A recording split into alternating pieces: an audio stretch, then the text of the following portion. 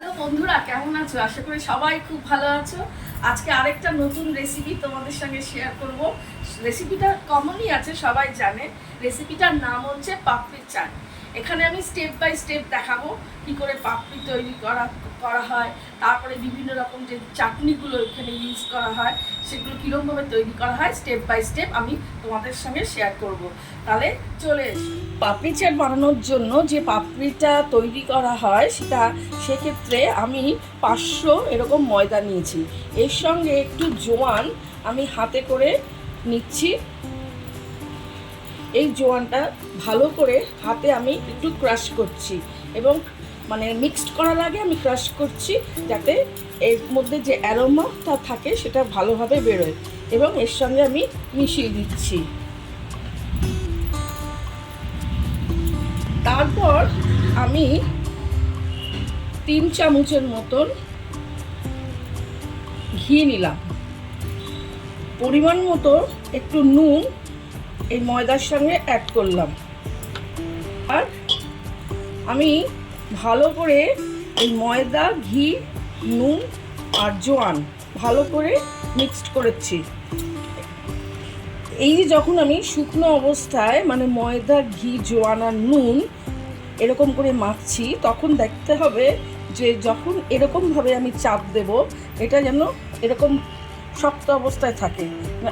যদি এটা গুঁড়ো গুঁড়ো থাকে তাহলে আর একটু ঘি দিতে হয়, কিন্তু যেহেতু আমার এটা শক্তই হয়ে গেছে তার মানে এই প্রপোর্শনটা ঠিক হয়েছে। এবার ধীরে ধীরে আমি অল্প অল্প করে এর সঙ্গে জল মিক্সড করব।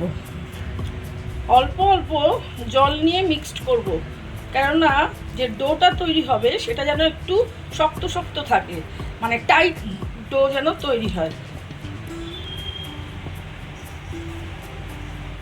দেখো, আমি ডোটা প্রায় রেডি করে ফেলেছি। এখানে আমি খুব কম জল ইউজ করেছি। ডোতে দেখো চাপ যদি দিই, দেখো একটু নরম নরম ভাব আছে। এটাকে আরেকটু ভালো করে মিশিয়ে তারপরে আমি একে একটা ভেজা টাওয়েল দিয়ে প্রায় 20 মিনিট রেস্টে রেখে দেবো। আমার ডোটা রেডি হয়ে গেছে, দেখো এরকম নরম নরম ভাব হয়েছে। এবার আমি ভেজা টাওয়েল দিয়ে একে 20 মিনিটের জন্য রেস্টে রেখে দেবো। এটা রেস্টে থাক 20 মিনিটের মতন। এবার এর মাঝখানে আমি পাপড়ি চাটের যে মশলাটা ইউজ হয় সেই মশলাটা আমি তৈরি করব। পাপড়ি চাট বানানোর জন্য যে মশলাটা আমি ইউজ করব, সেখানে এই প্যানে আমি 5 চামচের মতন গোটা জিরে দিচ্ছি। 4টে মতন শুকনো লঙ্কা দিচ্ছি। 9-10টা এরকম গোলমরিচ দিচ্ছি। 1 চামচের মতন হালকা রেগুলার সল্ট দিচ্ছি, আর 1/2 চামচ ব্ল্যাক সল্ট দিচ্ছি। এবার গ্যাসের ফ্লেমটাকে মিডিয়াম করে এগুলোকে আমি ভেজে নিচ্ছি। কালো জিরে, গোলমরিচ, শুকনো লঙ্কা, এমনি রেগুলার সল্ট আর অল্প ব্ল্যাক সল্ট। এই মশলাটা আমার ভাজা হয়ে গেছে, সুন্দর গন্ধও বেরিয়েছে। এবার মশলাটাকে ঠান্ডা করে আমি মিক্সিতে একে গ্রাইন্ড করে নেব। এই মশলাটা একটু ঠান্ডা হচ্ছে, ততক্ষণে ঠান্ডা হলে মিক্সিতে দেবো। এর মধ্যে আরেকটা কথা, আমি কয়েকটা আলু আগের থেকেই সেদ্ধ করে রেখেছিলাম। এবার সেই সেদ্ধ আলুগুলোকে আমি ছোট ছোট টুকরো করব।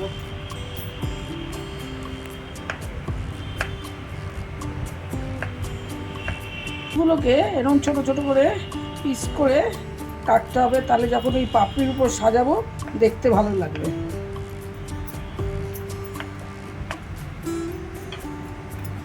বেশি বড় করতে হবে না।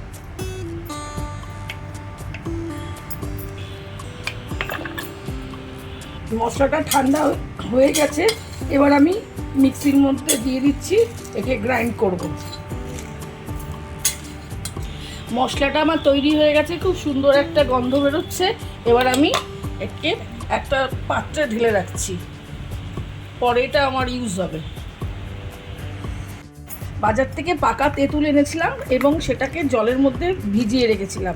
এরকম ভালো করে জলের মধ্যে তেঁতুলগুলোকে মিশিয়ে তারপরে ছাঁকনি দিয়ে ছাঁকবো। আমি এই তেঁতুল জলটাকে এই ছাঁকনি দিয়ে ছেঁকে নেব। এভাবে চেপে এর ভেতরে যে জুসটাকে আমি বার করে নিচ্ছি। এই তেঁতুলের একটা চাটনি তৈরি করব, তাই তেঁতুলটা যে আমি জুসটা বার করেছি সেটাকে এই কড়াইয়ের মধ্যে দিয়ে দিচ্ছি, আর ফ্লেমটা থাকবে মিডিয়াম। সঙ্গে আমি আখি গুড় দিয়ে দিচ্ছি, কেউ পারলে চিনিও দিতে পারে, তা আমি গুড় দিয়ে দিয়েছি। এই কালার হওয়ার জন্য আমি 2 চামচের মতন লাল কাশ্মীরি লঙ্কার গুঁড়ো এর মধ্যে দিয়ে দিলাম, 1 চামচ মৌরি দিলাম, আর 3টে শুকনো লঙ্কা দিলাম।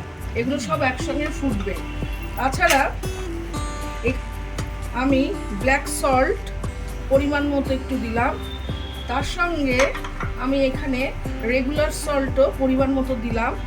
এগুলো সব একসঙ্গে মিশে যাবে, তারপরে একটু টেস্ট করব, যদি আরেকটু সল্ট লাগে পরে আমি সেই সল্ট আরও অ্যাড করব। এটা চাটনি হচ্ছে।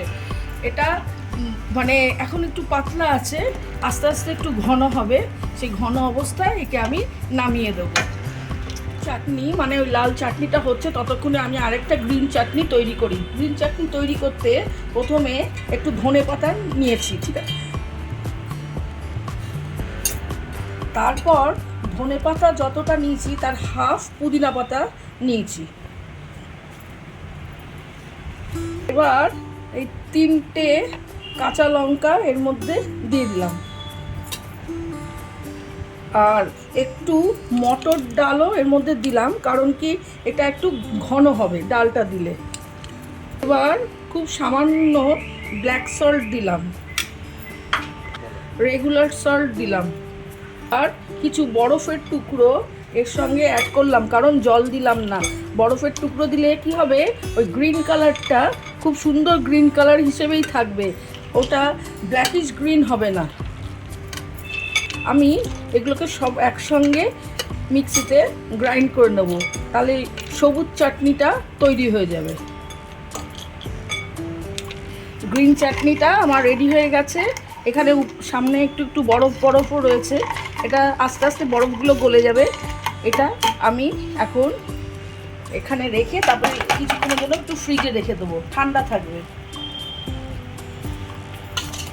তেঁতুলের চাটনিটা হয়ে গেছে, গ্যাস আমি নিভিয়ে দিয়েছি।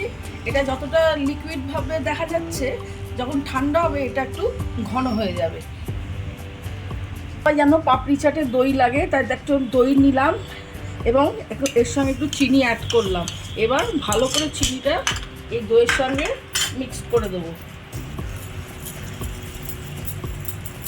এরকম করে মিক্স করে যতক্ষণ না চিনিটা দইয়ের মধ্যে পুরোপুরি ডিজলভ হয়। 20 মিনিট আমার হয়ে গেছে। এই ডাউটা দেখো কত নরম হয়েছে। এবার আমি ভালো করে একে মাখবো করে ইভেনলি এই ছোট ছোট বলের মতন করব।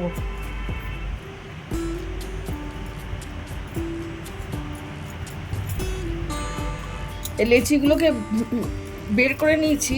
এবার দুটো হাতের সাহায্যে এগুলোকে ভালো শেপ দেবো, গোল গোল করে করে আস্তে করে একটু চ্যাপটা করে রেখে, যেরকম আমরা রুটি করি সেরকমভাবে রেখে দেবো আরও 10 মিনিট।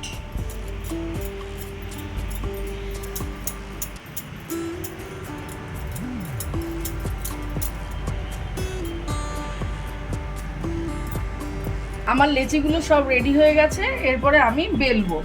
রেস্টে রাখা হয়ে গেছে, এবার আমি ছোট ছোট করে এগুলোকে বেলবো।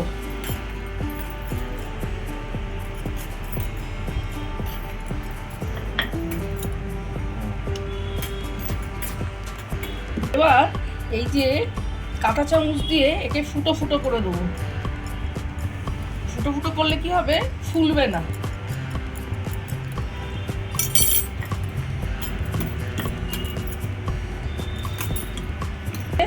একটা একটা করে সব বেলে নিয়ে তারপরে এই কাঁটা চামচ দিয়ে দেখো আমি চাপ দিয়ে দিচ্ছি যাতে না ফোলে।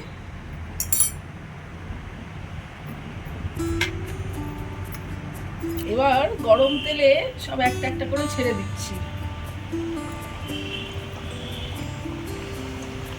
মানে কয়েকটা সেটে আমায় করতে হবে। এটা হচ্ছে ফার্স্ট লট।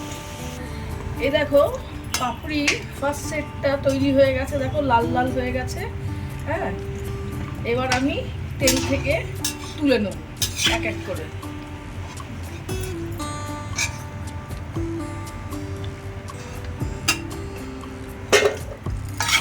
নেক্সট লটটা বসাবো, তারপরে আবার তোমাদের সঙ্গে এসে আবার দেখা করবো। চাটে পাপড়ি আমার রেডি হয়ে গেছে। আর তোমাদের একটু দেখাই, দেখো পাপড়িটা কিরকম ক্রিপসি হয়েছে, দেখো ভেঙে যাচ্ছে একদম। ঠিক এরকম ক্রিপসি হবে, যেরকম যেরকম মেথডে আমি বলেছি সেরম সেরম করলে। তাছাড়া এই যে আমি দই রেখেছি, এগুলো সব ডেকোরেশনস করব সমস্ত। তারপরে এইদিকে পুদিনা আর ধনেপাতার চাটনি, আলু এখানে করে রেখেছি, তেঁতুলের চাটনি যেটা লাল চাটনি বলে, ঝুড়ি ভাজা, মশলা, এই সমস্ত আমি রেডি করে রেখেছি। এবার ফাইনালি আমি সুন্দর করে সাজাবো, প্লেটে খুব সুন্দর করে সাজাই। আগে একটা একটা করে সাজাবো, দেখো আমি সাজিয়ে দিচ্ছি ঠিক দোকানে যেরকম ভাবে হয় ঠিক সেরকম। এর উপরে আমি কিছু আলু দিচ্ছি।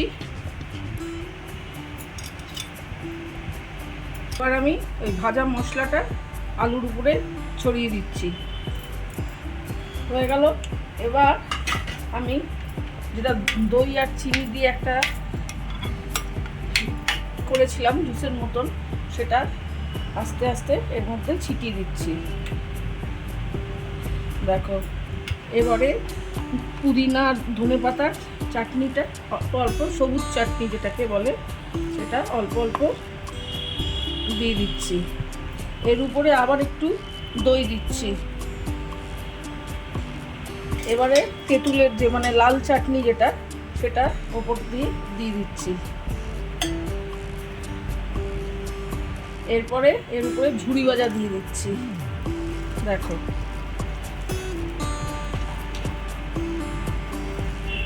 একটু ভাজা মশলা আর একটু দিয়ে দিলাম। ধনেপাতাও অ্যাড করে, কিন্তু আমার কাছে এখন আপাতত ধনেপাতাটা নেই, তাই একটু চাটনিটা একটু দিয়ে দিচ্ছি।